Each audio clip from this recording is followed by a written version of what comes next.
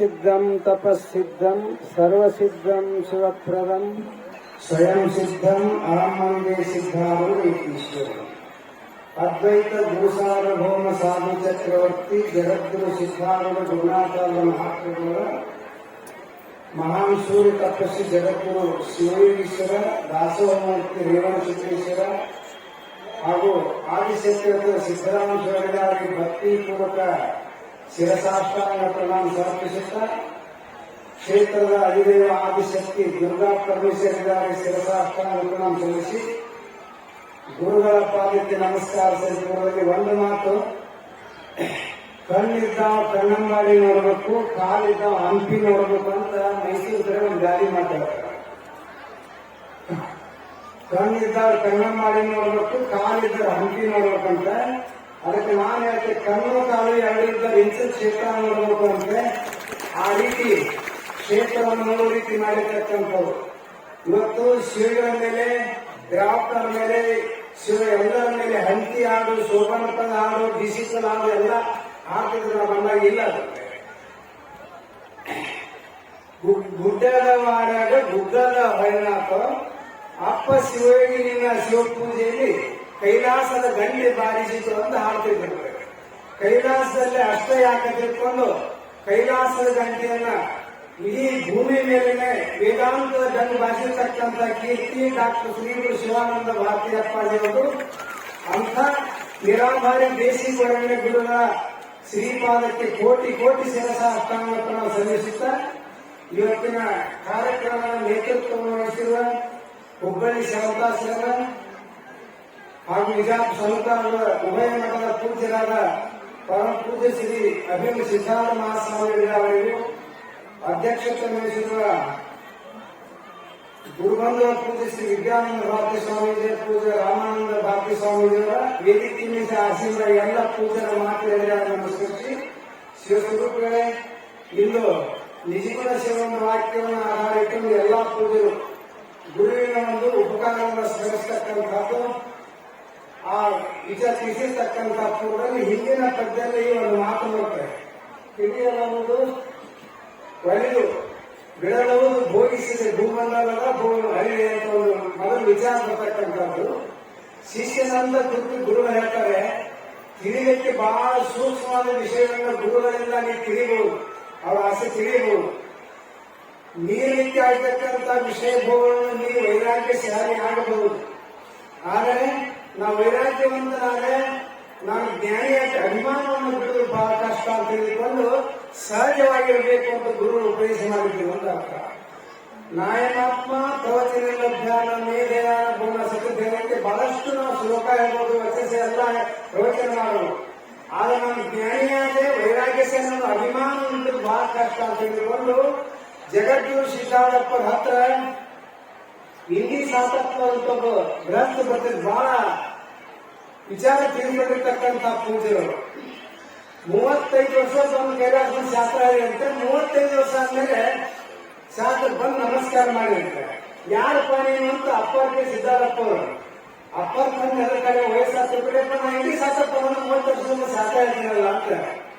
ಸಾತಪ್ಪ ಇಂಡಿ ಸಾತಪ್ಪ ಇನ್ನೂ ನೀನು ಕೊಂಡಿಸಿದಲ್ಲಪ್ಪ 30 ವರ್ಷ ಆದ್ಮೇಲೆ ಸಿದ್ಧಾರಪ್ಪ ಅಂತೆಲ್ಲ ಇನ್ನಿದೆಲ್ಲ ಅಂತಿದ್ದೀನಿ ಶಾತಪ್ಪ ಇದ್ದೀನಿ ಅಂದ್ರೆ ಧಿಕಾರಿಮಾನ ನಾ ಖಂಡಿತ ಹೋಗಲಿಲ್ಲ ಅಂತ ತಿಳಿದುಕೊಂಡು ಹೇಳುತ್ತೆ. ಅದಕ್ಕಾಗಿ ಪುಣ್ಯಾತ್ಮರೆ ಇವತ್ತಿನ ದಿವಸ ಆ ರೀತಿ ಸಹಜ ಅವಸ್ಥೆಯನ್ನು ಪಡೆದುಕೊಂಡಿರ್ತಕ್ಕಂಥ ಶಿಷ್ಯರ ಉದ್ಗಾರ ಅದು ಮನವಾಣಿಯಿಂದ ಹೇಳಲಿಕ್ಕೆ ಬರುದಿಲ್ಲ ಅಂತ ಅರ್ಥ ಆಗ್ತದೆ. ಬರೀ ಅದನ್ನ ಏನ್ ಮಾಡಬೇಕು ಅಂದ್ರೆ ಸ್ವರೂಪದ ಪಾಲಿಕೆ ಮಾಡಿ ಸ್ವರೂಪಕ್ಕೆ ಅರ್ಥ ಮಾಡ್ತಾರೆ ಶಿಷ್ಯ ಅಂತಕ್ಕಂಥ. ಈ ಜನರು ತಿರುಗಿದ ಶ್ರೀಗಳ ಶ್ರೀಪಾದಕ್ಕೆ ಪರಮಾತ್ಮ ಹೇಳಿದೆ, ಇಲ್ಲಿನೂ ಕೂಡ ಗುರುಗಳೇ ನಿಮ್ಮ ಕರುಣಿಂದ ತತ್ವಕ್ಕೆ ಸೃಷ್ಟಿ ಆಗಿದೆ ಅನ್ನುವಂಥದ್ದನ್ನೇ ಅವರು ನಿಮ್ಮ ಕೃಪೆಯಿಂದ ತಿಳಿದುಕೊಂಡು ಬೇಕಾಗುತ್ತೆ. ಮೊದಲು ಆಯ ಪರಮಂ ಗುಹ್ಯಮತ್ರ ಕುಸೋದನು ಯತ್ತೇನ ಭೋವೈ ಯೋಗೋ ಅಥವಾ ನಷ್ಟೋ ಮಾತಿ ಮಾತಸೇರಿ ನಿನ್ನ ಅನುಗ್ರಹದ ಗುರುವಿನ ಕೃಪೆಯ ಆಯ್ಕೆ ಅಂತ.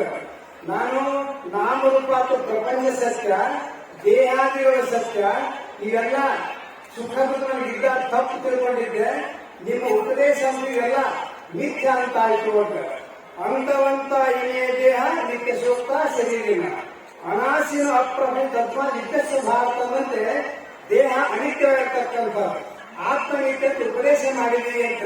ಹಂಗೆ ಈಗ ಒಂದು ನಾಟಕದಲ್ಲಿ ಮಾತು ಬರ್ತೈತಿ, ಕೋಡಿ ಗರ್ಭವತಿ ಪ್ರಥಮಂ ಯದಾ ಜಾತಂ ಅನಿತ್ಯತ ಭಾರತಿ ವಜಾನಿ ಪಶ್ಚಾ ಶೋಕಸ್ಯ ಕ್ರಮ. ತಾಯಿ ಮಗ ಸಾಯ್ತಾರಂತ ಹೇಳ್ತಿರ್ತಾವ, ಜ್ಞಾನಿ ಇರ್ತಾನ ಮಗ, ಅವನ್ ಮಾತು ಹೇಳ್ತಾನ. ಈಗ ಹೆಣ್ಣು ಮಕ್ಕಳು ಹಿಂಗೆಲ್ಲ ಸೂರ್ಯಕ್ಕೆ ಹೆರಿ ಆಗ್ತಿರ್ತ, ಆಸ್ಪತ್ರೆ ಹೆರಿ ಆಗ್ತಲ್ಲ, ಅವಾಗ ಫಸ್ಟ್ ಹೆರಿ ಆದ ತಕ್ಷಣ ಆ ಮಗುತ್ತೊಂದು ಮುದ್ದಾಡ, ತಾಯಿ ಮುದ್ದಾಡ್ತಾಳೆ, ತಂದೆ ಮುದ್ದಾಡ್ತಾನ. ಯಾರು ಮುದ್ದಾಡ್ತಾರ? ತಾಯಿನಿಲ್ಲ, ತಂದೆಲ್ಲ ನರ್ಸ್ ಮುದ್ದಾಡ್ತಾರ ಮಗು. ಆಕೆ ಕೊಟ್ಟು ಎಲ್ಲ ಮಾಡಿ ಮಾತು ಕೊಡ್ತಾರ ಅಂತ ಅರ್ಥ. ಹಂಗ ಅನಿತ್ಯ ಅನ್ನೋ ತಾಯಿ ಮೊದಲು ಮುದ್ದು ಕೊಟ್ಟಂದ್ರೆ ಅನಿತ್ಯನ ದೇಹ ಆತ್ಮ ನೀತಿನ ಆಯ್ತು ತಿಳ್ಕೊಂಡು ಯಾಕೆ ಮಾತಾಡ್ತಾರೆ. ಆ ರೀತಿ ಗುರುಗಳ ಉಪದೇಶವನ್ನ ಕೇಳಿದ ಮೇಲೆ ತನಗಾದ ಆನಂದವನ್ನು ಇವತ್ತವನು ಅವ್ಯಕ್ತಪಡಿಸ್ತಾ ಇದ್ದಾನೆ. ಮನವಾಣಿಯಿಂದ ಹೇಳಿಕ್ ಬರೋದಿಲ್ಲ ಅಂತ ಇದಕ್ಕೆ ಸಣ್ಣ ಉದಾಹರಣೆ ನಮ್ಮ ಮಲ್ಲೇಶ್ವರ ಬಹಳ ಬೇಕಾದ ಒಂದು ಉದಾಹರಣೆ ಪ್ರೀತಿ ಪಡ್ತಾರ, ಕೇಳಿ ನಾನು ಮುಕ್ತಾಯ ಬಾ ಸಮಯ ಕಮ್ಮಿ ಇರ್ತಿರಲಿಲ್ಲ. ಸಿದ್ಧಾರ್ಥ ಅಪ್ಪವರು ಎಲ್ಲಾ ಜನಕ್ಕೂ ಆಶೀರ್ವಾದ ಮಾಡ್ತಿದ್ರು. ಆಶೀರ್ವಾದ ಹೇಗಿರ್ತಿತ್ತು ಅದಕ್ಕೋಸ್ಕರವಾಗಿ ಗದ್ವಾದಿಂದ ಒಬ್ಬ ಸುಗೀರಪ್ಪ ಅಂತ ಒಬ್ಬ ಭಕ್ತ ಟ್ರೇನಿಗೆ ಬಂದ. ಶಿವರಾತ್ರಿ ಶಿವನ ದೀಕ್ಷೆ ತಗೋಬೇಕು ಬಂದಿದ್ದ. ಉಳ್ಕೊಂತ ಬಂದು ವಾಪಸ್ ಇಡ ಟ್ರೇನಿಗೆ ಹೋಗೋದು ತಿಳ್ಕೊಂಡು ಅಷ್ಟೊತ್ತಿ ಸಿದ್ಧಾರ್ಥಪ್ಪರು ಪಾರ್ಕಿ ಕುಂತಿದ್ರಂತೆ, ಉತ್ಸವ ಹೊಂಟಿತ್ತಂತೆ. ಯಪ್ಪ ದೂರದಿಂದ ಬಂದೇನಿ ದೀಕ್ಷಾ ತಗೋಬೇಕಂತ ಟ್ರೇನ್ ವಾಪಸ್ ಹತ್ತಿ ದೀಕ್ಷೆ.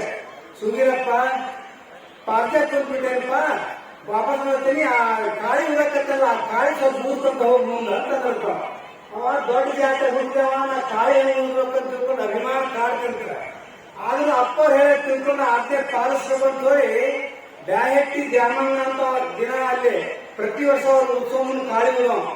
ಅವತ್ ಚಳಿ ಜ್ವರ ಬಂದ್ರು ನಾನು ಸತ್ರು ಪರ ಸಿದ್ಧಾರ್ಥ ಊರಿಸಿ ಹಾಕ್ತೀನಿ ಅಂತ ಬಂದಿದ್ದಂತ. ಅವಾಗ ಕಮ್ಮಿ ಬಂದು ತಿಳ್ಕೊಂಡು ನಿಂತಿದ್ದ. ಯಪ್ಪ ಹಿಂಗ ಕಾಳಿ ಮುಂದೆ ಕೊಡ್ರೆ ಹೋಗ್ರಿ ಹೇಳಿ ನಾವು ವರ್ಷ ಮಾಡೋದು ತಾವಂತ. ಇವ್ ಕೊಡವಲ್ಲ ಬಿಡವಲ್ಲ ಅಂತ ಕೊನೆ ನೀನು ಕಾಳಿ ನಮಸ್ಕಾರ ಮಾಡ್ತೇನೆ ಅಂತ ಅಪ್ಪನ ಕೊಟ್ಟ ಅಂತ. ಸುಗೀರಪ್ಪ ಕಾಳಿ ಹಿಡಿದ ಅಷ್ಟೇ ಗೊತ್ತು, ಕಾಳಿ ಊದಂತ ಅಪ್ಪ ಬಂದಿರಲ್ಲ ಅಂತ. ಗುರುವೇ ನಿಮ್ಮ ತಂದೆ ಸುದ್ದಿ ಆಗಿರ್ಗೆ ಹಿಡಿದ ಕಾಳಿ ಊದ ಹಿಡಿದ ಕಾಳಿ ಸಿದ್ಧಾರೂಢಾದ, ಊದು ಉಸಿರು ಸಿದ್ಧಾರೂಢಾಯ್ತು, ತಾಳಿಸಿದ ಎಲ್ಲಾ ಭಕ್ತ ಸಿದ್ಧಾರರು. ಈಗ ವಾನಾಡ್ತದ ಎಲ್ಲ ಏನ್ ಮಾಡ ಆನಂದದಿಂದ ಹುಬ್ಬಳ್ಳಿಯೆಲ್ಲ ಸುತ್ತಾರಿ ಬಂದಂತ ಸುಗೀರಪ್ಪ ದೀಕ್ಷೆ ಕೊಡ್ತೀನಿ ಮಾಡೋ ಸಿದ್ಧಾರಪ್ಪ ಅಂದ್ರೆ, ಯಪ್ಪ ಸಿದ್ಧಾರ ನೀ ಕೊಡೋ ದೀಕ್ಷೆಗೆ ಹೊರಗೊಳಗೆ ನೀನತ್ತು ಜಾಗ ಎಲ್ಲೈತೋ ಯಪ್ಪ ಅಂತ ಸಿದ್ಧಾರಪ್ಪ ಸುಗೀರಪ್ಪ ಪುಣ್ಯಾತ್ಮರೇ. ಇದು ಗುರುಕರಣ ಅಂತ ಅರ್ಥ. ಇದನ್ನವತ್ತು ಅದು ವ್ಯಕ್ತಪಡ್ತಾರೆ, ಮಾತಿನಿಂದ ಹೇಳಕ್ ಬರೋಲ್ಲ, ವಾಣಿಯಿಂದ ಹೇಳಕ್ ಬರೋಲ್ಲ. ಅದು ಯಥೋವಾಚನೆ ಬರ್ತಂತೆ ಅಪ್ರಾಪ್ತ ಮನಸಾಸ ಅಂತ ಹೇಳಿದ್ರೆ ಮನವಾಣಿಗೆ ಅದು ಗೋಚರಾಗಿರ್ತಾರೆ. ಅವನು ಅಭಿವ್ಯಕ್ತ ಜಿಲೇಬಿ ತಿಂದ್ರೆ ಹೆಂಗೈತೆ ಸಿಹಿ ಇತ್ತು ಅಂತ ಹೇಳ್ತಾರೆ, ಸಿಹಿ ಹೆಂಗೈತೆ ಹೇಳಕ್ ಬರೋಲ್ಲ, ರುಚಿ ಹೇಳಕ್ ಬರೋಲ್ಲ ಅಂತ. ಹಂಗೆ ಆನಂದವನ್ನ ಅವನು ಏನ್ ಮಾಡ್ತಾನೆ, ಒಂದು ಇದರಿಂದ ಬೇರೊತ್ತೊಂದು ನಿಮಗೆ ಅಭಿವ್ಯಕ್ತ ಪಡಿಸ್ತಾ ಇದ್ದಾನೆ. ಅಂತ ಆನಂದವನ್ನ ಪರಮ ಪೂಜ್ಯ ಗುರುಗಳು ಈ ಕ್ಷೇತ್ರದಲ್ಲಿ ಅನೇಕ ಮಹಾತ್ಮರು ಸಪ್ತ ಒಂದೇ ಆರು ಮಂದಿ ಬೇರೆ ವ್ಯಕ್ತಿ ಆಗಲ್ಲ. ಹಂಗೆ ಮಹಾತ್ಮರು ಒಬ್ರು ಎಲ್ಲರೇ ಒಂದೇ ರೀತಿಯ ರುಚಿ ಆಗಲ್ಲ. ಒಬ್ಬೊಬ್ಬರನ್ನು ಸೃಷ್ಟಿ ಯುಕ್ತಿ ಅನ್ನೋ ದೃಷ್ಟದ ಅರ್ಥಾರ್ಥಗಳಿಂದ ತಿಳಿಸಿಕೊಡ್ತಾ ಇದ್ದಾರೆ.